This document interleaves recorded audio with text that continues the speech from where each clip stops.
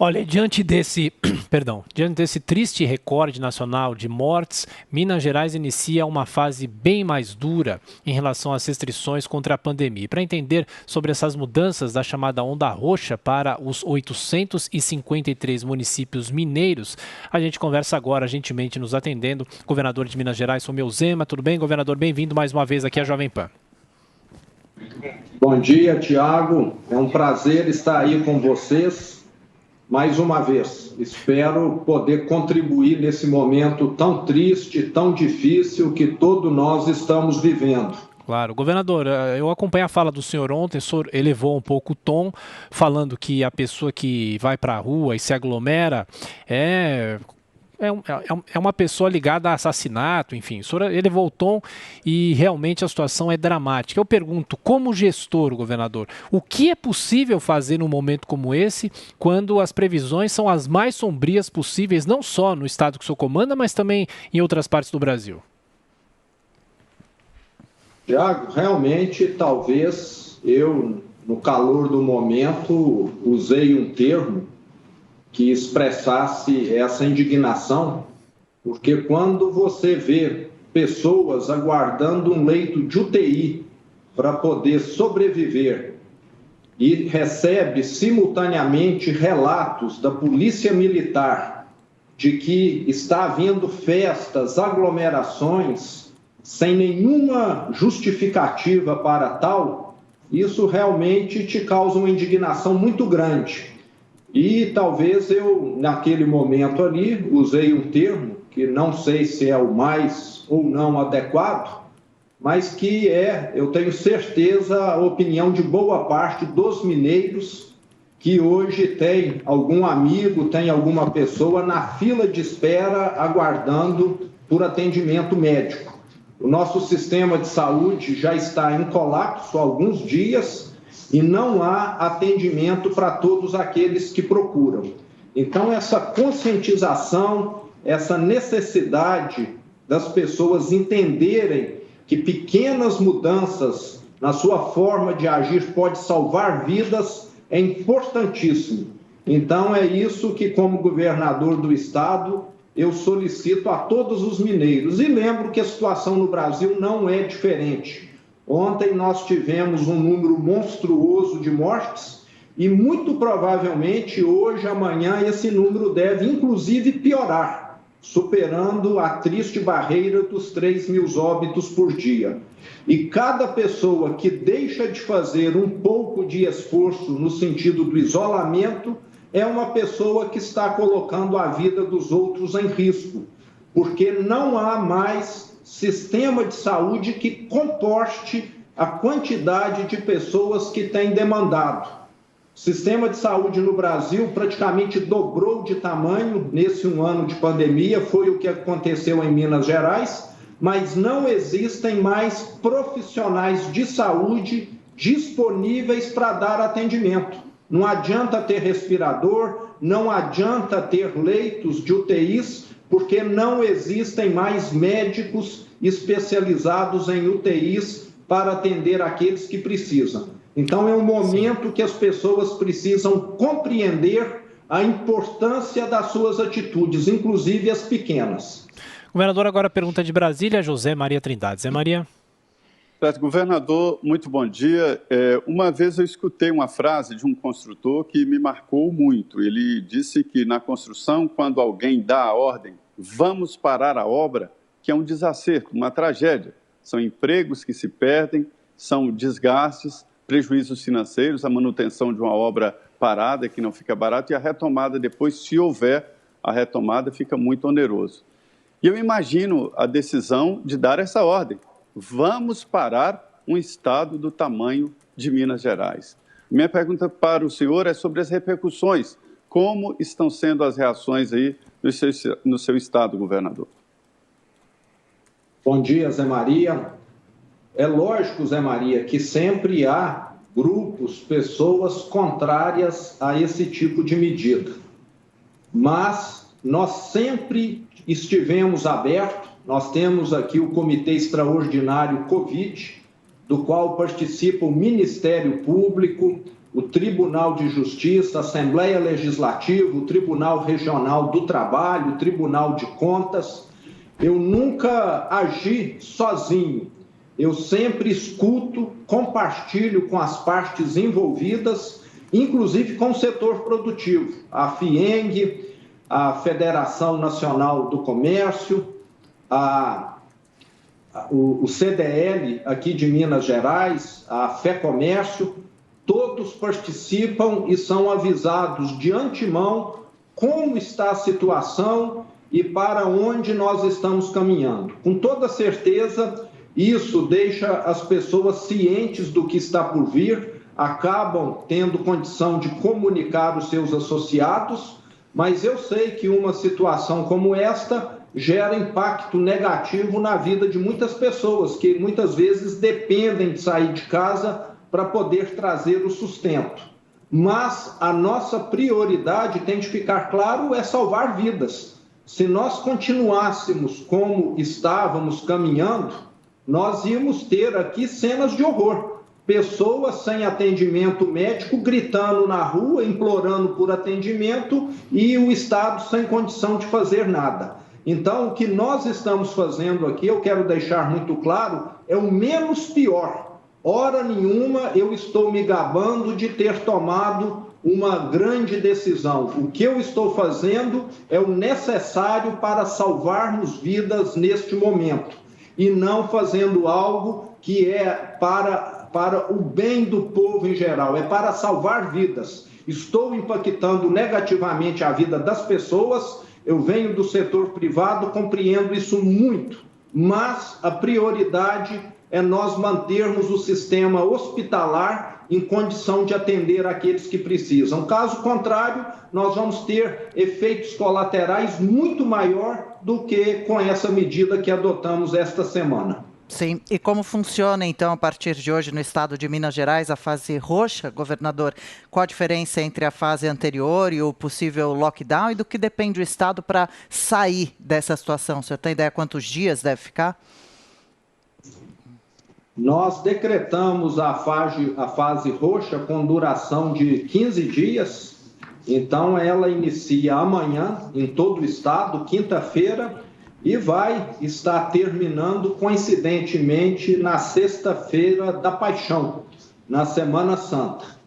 Nós esperamos que com essa medida o número de pessoas que são infectadas e procuram a rede hospitalar caia substancialmente. E é a primeira vez que, depois de um ano de pandemia, eu, como governador do estado, tomei uma medida drástica, uma medida forte, porque sempre confiei nos prefeitos que fizeram um ótimo trabalho, mas num estado que tem 853 municípios, em que as pessoas estão sempre procurando atendimento médico em cidades vizinhas, nós temos de ter uma ação conjunta nesse momento, porque nunca tivemos, nesses 12 meses de pandemia, uma situação que se aproximasse dessa em que o sistema de saúde estivesse em colapso.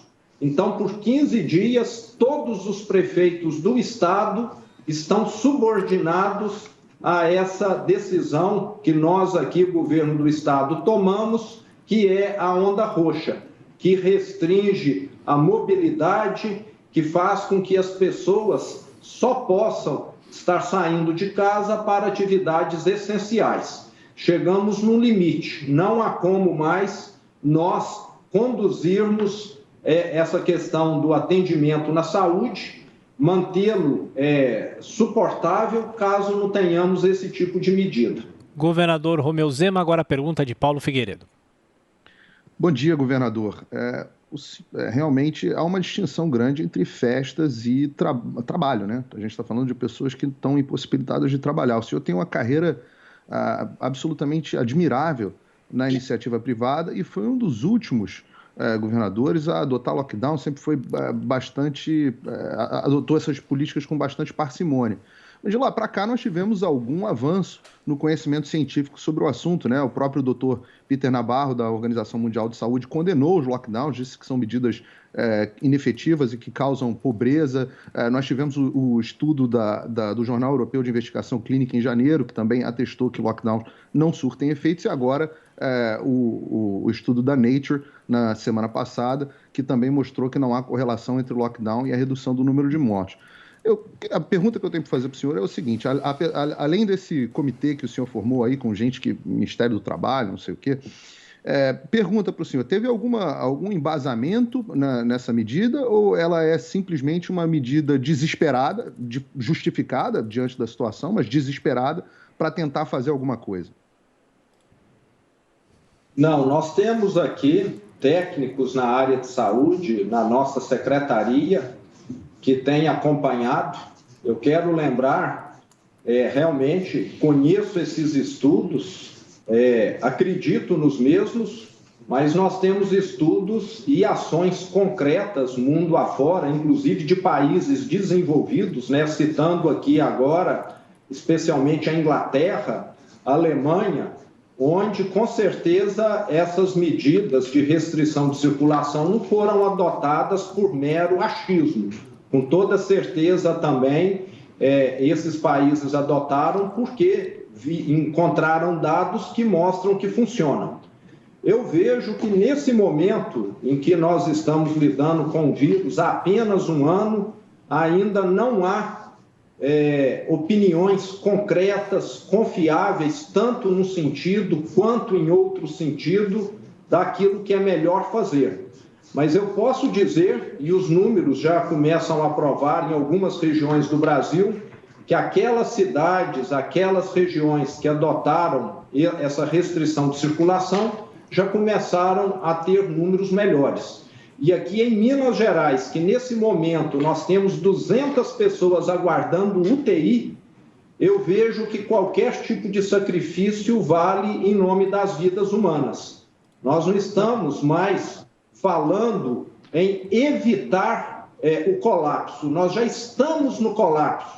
A não adoção dessa medida pode acarretar a perda de milhares de vidas aqui dentro do Estado.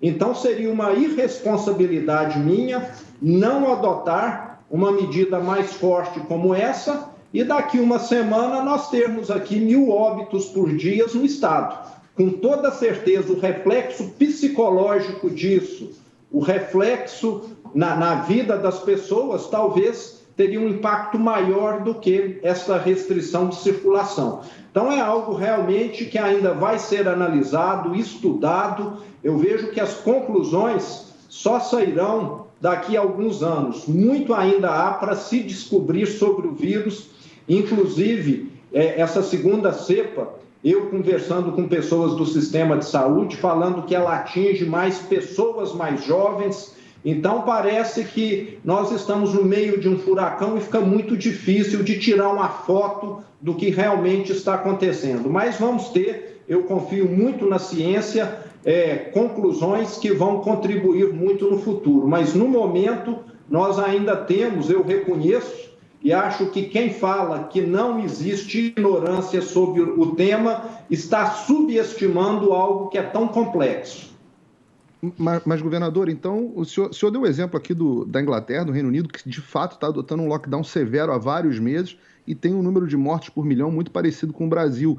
O senhor também está dizendo agora que não há opiniões concretas, não há estudos concretos. Eu admiro a postura do governador no sentido de que admite a ignorância mundial sobre o tema, mas diante de uma ignorância mundial sobre o tema na verdade, estudos científicos apontando na outra direção, qual é o embasamento, então, para tomar uma medida sem estudos concretos, que o senhor acaba de admitir? Só pode ser desespero. Nós temos dados aqui e existem estudos científicos que mostram que essas medidas funcionam. Vamos pegar o caso da Nova Zelândia. A Nova Zelândia, ela praticamente se transformou numa ilha, onde ela não tem nenhum contato com o mundo exterior. As pessoas, para chegar lá, acabam passando por uma quarentena e é um país que tem uma taxa baixíssima. Me parece que o isolamento lá funcionou muito bem. Eu vejo como prematura qualquer conclusão. embasamento científico é algo relativo nesse momento. Nós ainda vamos ver que conclusões talvez muito diferentes da que eu acredito hoje, pessoas da saúde acreditam, vão ser vistas no futuro próximo. Eu vejo como prematuro, como precipitado qualquer conclusão científica. Essa semana mesmo nós tivemos um debate sobre a vacina da AstraZeneca na Europa. Foi questionado que ela estava causando trombose. Depois foi visto que na população vacinada o índice de trombose era menor do que na população em geral. Então está surgindo muitas ideias, muitas correntes, e num momento como esse nós temos de salvar vidas. Posso até, daqui a um ano, enxergar que havia outra solução melhor, mas no momento que nós precisamos, e os nossos dados indicam, essa medida de restrição. Sem dúvida, governador. Nosso tempo está esgotado já, mas eu preciso perguntar para o senhor, o que o senhor espera do novo ministro da Saúde? O senhor acha que haverá uma mudança ou, como o próprio Palácio do Planalto vem falando, uma continuidade?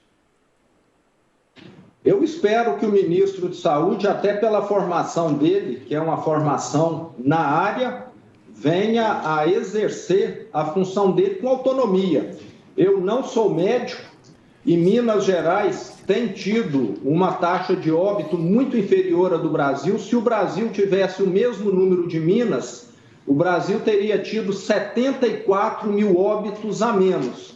E eu sempre confiei aqui nas decisões das pessoas da área de saúde da secretaria, que são formados, que estudaram para isso.